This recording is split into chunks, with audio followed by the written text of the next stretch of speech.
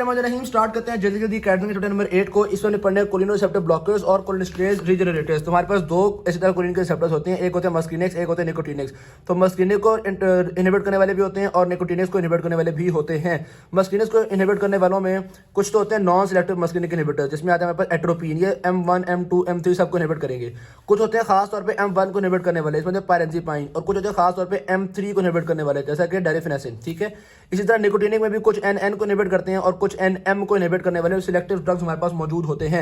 अगर हम चाहते हैं कि हमें ड्रग्स को CNS की चीजों के लिए, आईज की चीजों के लिए यूज करें, ये देखिए ऑप्थेल्मोलॉजी में या पार्किंसनिज्म में यूज करें, तो जारी बात है इन ड्रग को लिपिड सॉल्युबल होना चाहिए ताकि ये अपनी साइट ऑफ एक्शन तक पहुंच सकें। और अगर हम चाहते हैं कि ये CNS पे पेनिट्रेट ना करें तो फिर हम क्वाटरनरी अमाइन के साथ लगाया ताकि लिपिड सॉल्युबिलिटी कम हो जाए और ये अपनी जगह तक ना पहुंच सके। ओके, उसके बाद एट्रोपिन जो है वो एट्रोपा बेलाडोना एक पौधा है, उसमें से ड्राइव होता है। और ये जो एट्रोपिन की हाफ लाइफ 2 आवर्स है, ये 4 से 8 आवर्स तक आइज में काम करता है। और ये जो बॉडी से निकलता है वो with the help of liver और यूरिन निकलता है, यानी कि मेटाबॉलिज्म के थ्रू, और अनमेटाबोलाइज होते हैं वो यूरिन के थ्रू निकल जाता है।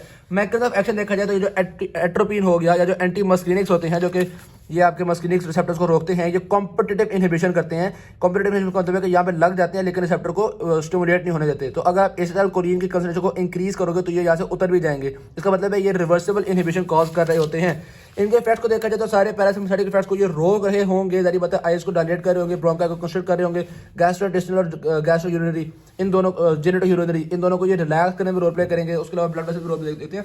CNS में ये मोशन सिकनेस को कम करने में रोल प्ले करता है, सेडेशन वगैरह कॉज करते हैं। उसके अलावा हमने देखा है कि ब्लड प्रेशर में देखा जाए तो चूंकि ये ब्लड प्रेशर को कंस्ट्रिक्ट करते हैं, इसलिए शुरू में हार्ट स्लो हो जाता है। ठीक है, ब्लडी कार्डियो हो जाता है क्योंकि ब्लड प्रेशर कंस्ट्रिक्ट हुई है। फिर थोड़ी देर बाद जब जारी बात है वेगस स्टिमुलेशन अगर इंक्रीज करके तो अच्छा, फिर थोड़ी देर बाद ये लोग टैकीकार्डिया कॉल कर देते हैं।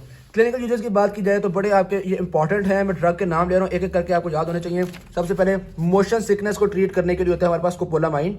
पार्किंसंस डिजीज को ट्रीट करने के लिए होता है बेंजट्रोपिन, बाइपेरिडाइन और ट्राईहेक्साफेनाइडाइल। मैंने याद किया था पार्किंसंस वाला बंदा 3 ऊबर मंगवा लेगा तो 3 टैक्सी, ट्राईहेक्साफेनाइल 2 पाँव पे चल जाएगा, बाइपेरिडाइन, और फिर 3 ऊबर में से जो मर्सिडीज बेंज प्रो होगी वो वाली ऊबर में बैठ जाएगा, तो बेंजट्रोपिन। ठीक, उसके बाद फिर आईज में जो इनके इफेक्ट होते हैं वेगोडाइलेटरी इफेक्ट्स होते हैं टाइम के हिसाब से, यानी कि कौन सबसे लंबा एक्शन करता है, तो सबसे लंबा एक्शन करता है एट्रोपिन, फिर होमेट्रोपिन, फिर साइक्लोपेंटोलेट, फिर ट्रोपिकामाइड। ठीक है, उसके अलावा अकोमोडेशन को प्रिवेंट करते हैं। ब्रोंकाई में ये COPD और एस्मा में इस्तेमाल करते हैं हम इप्रोट्रोपियम को। उसके अलावा गट में देखा जाए तो अगर अल्सर्स हो तो उसको ट्रीट करने के लिए पायरेंजीपाइन को यूज करते हैं, बाकी इतने इंपॉर्टेंट नहीं है। ब्लैडर की इनकॉन्टिनेंस को मतलब अगर बहुत ज़्यादा कंस्ट्रिक्ट हुआ है, सॉरी यूरिन बहुत ज़्यादा पास हो रहा है और हम उसको रोकना चाहते हैं तो उसके लिए हम देते हैं ऑक्सीबुटाइनिन और टॉलटेरोडीन। फिर उसके अलावा अगर ऑर्गेनोफॉस्फेट पॉइजनिंग हुई है तो उसके लिए हम देते हैं एट्रोपिन और प्राइडोक्साइन। ओके, के बाद टॉक्सिसिटी की बात की जाए तो ये बहुत सारी टॉक्सिसिटीज कॉज करते हैं, जिसको याद करने के लिए मैंने वो एक भागता हुआ बंदा आपके लिए बनाया था। मैं दोबारा वो बंदा आपको शो कर देता हूँ ताकि आपके लिए याद करना चीज़ों को बहुत आसान हो जाए। वेरी सॉरी, थोड़ा सा इसमें डिले हो रहा है जी। ये मेरे डायग्राम देखिएगा, इस डायग्राम से आपको एट्रोपिन पॉइजनिंग इसकी टॉक्सिसिटी बहुत अच्छी याद हो जाएगी। एक नंबर 1 पिस्टल से आपको याद आएगा हाइपरथर्मिया, दूसरा इसकी रेड सेल से याद आएगा फ्लशिंग होती है, भाग रहा है तो हार्ट रेट बढ़ा हुआ होगा, टैकीकार्डिया। उसके अलावा ड्राई, क्योंकि ये देख रहे हैं इसका मैंने स्लाइवा को भी कट किया, वेको भी कट किया, तो बहुत ज़्यादा ड्राई हो जाता है बंदा, यानी कि सिक्रीशंस कम हो जाती हैं। उसके अलावा यहाँ पे क्रॉस हो जाएगा, मतलब कॉन्स्टिपेशन। तो ये सारे इफेक्ट्स कॉज कर रहे होते हैं, जिनमें सबसे और ऊपर से आँख इतनी मोटी हुई है, ग्लोकोमा, सर पे ये बंदा है तो सीरियस मैनिफेस्टेशन, सीरियस कॉन्वल्यूशंस वगैरह हो रही होती हैं। सबसे जो डेंजरस है इनमें से वो हाइपरथर्मिया है, यानी कि पिस्टल आपको पता है बंदा मार जाती है, सबसे डेंजरस वही होती है। ट्रीटमेंट ऑफ टॉक्सिसिटी फाइसोस्टिग्माइन वगैरह यूज करते हैं। कॉन्ट्राइंडिकेशंस प्रोस्टेटिक हाइपरप्लेजिया और ग्लोकोमा के पेशेंट को खुदा का वास्ते नहीं देना है। निकोटिनिक एंटागोनिस्ट की बात करें तो निकोटिनिक रिसेप्टर आपको पता है पैरासिम्पथेटिक हो या सिम्पथेटिक हो सबके गैंग्लियन में पाए जाते हैं, तो इसलिए पैरासिम्पथेटिक भी इनहिबिट होगा और सिम्पथेटिक भी इनहिबिट होगा, सारे इनहिबिट होते हैं। मसल भी पाए जाते हैं तो वो भी इनहिबिट होगा। तो चूंकि सिम्पथेटिक इनहिबिट होते हैं हम इसको पहले ट्रीटमेंट ऑफ हाइपरटेंशन के लिए यूज करते थे, जैसा कि हेक्सामेथोनियम और मेकामाइलामाइन, लेकिन अब हमने देखा ये इतने फायदेमंद नहीं है, इतना यूज नहीं करते।